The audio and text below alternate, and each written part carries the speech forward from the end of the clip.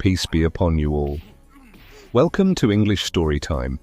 There is a saying you may have heard in your childhood. What you see around you doesn't exist, and what you can't see is always present. This saying resonates deeply with today's tale. You must listen carefully, for this story is both terrifying and mysterious. The individual at the center of this incident never found the power to unravel the mystery, but I know it well, and I will share it with you. By the end of this tale, you might just piece together the puzzle. Be sure to watch until the end. Key details may slip by if you don't. Today's story takes us to a country known as Paradise, Kashmir. It's a place everyone knows, yet it's marred by violence and tragedy. Why, in such a beautiful land, is there so much bloodshed? Today's story will reveal that Kashmir is even more chilling than you might think. This is the story of Yusuf, who returned to Kashmir after many years.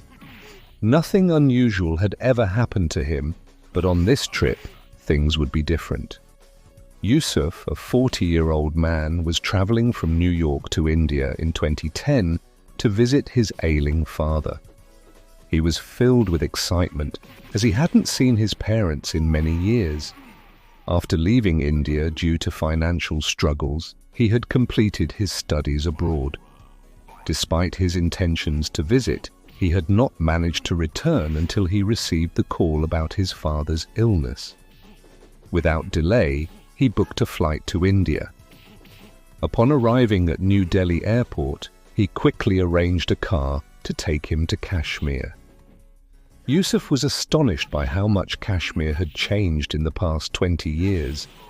Memories of his childhood flooded back, wondering if the home he left was still the same and if he would see his friends again. Finally, the car arrived at his childhood home. He stepped out, knocked on the door, but no one answered. He knocked again, louder this time, but still no response. A crowd gathered around him, curious about the boy who had fought with his parents and left India all those years ago. Feeling uncomfortable under their scrutiny, Yusuf decided to return later. But as he turned to leave, the door swung open on its own. Assuming it was just the wind, he picked up his bags and stepped inside.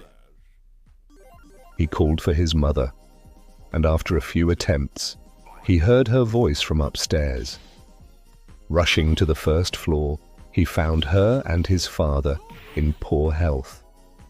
They embraced, and despite their condition, Yusuf felt a mix of regret and relief to finally be with them. That night, while filling a water bottle, he heard a strange noise from outside his window. Curiosity turned to fear as he noticed handprints on the glass, as if someone had been peering in. Terrified, he dropped the bottle and rushed back to his parents. The next morning, he shared the experience with his mother. She revealed that a neighbor had lost his wife and was often seen wandering the area, leading to rumors about his sanity. Relieved it was just a human presence, Yusuf felt better. Later that evening, he received an invitation to a party from an old friend. Excited to reconnect with everyone, he agreed to go, but his father warned him to return home before midnight, cautioning that something might go wrong.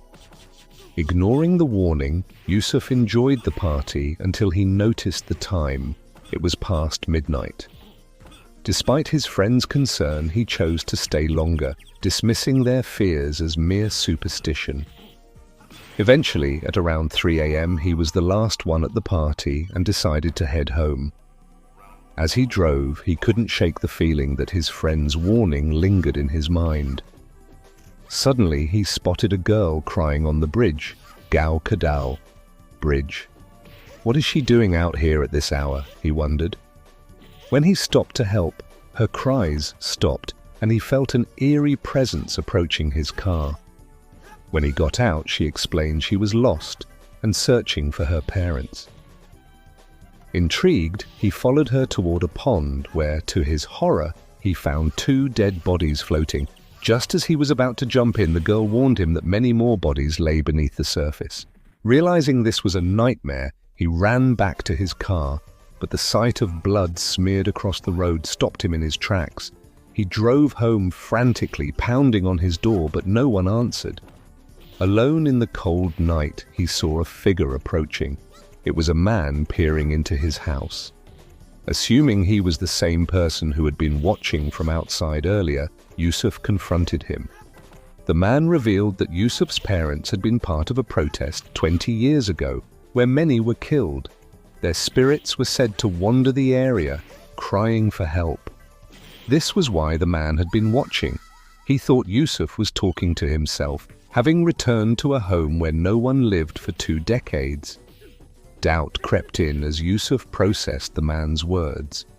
Despite his attempts to convince himself otherwise, he couldn't shake the feeling that it might be true.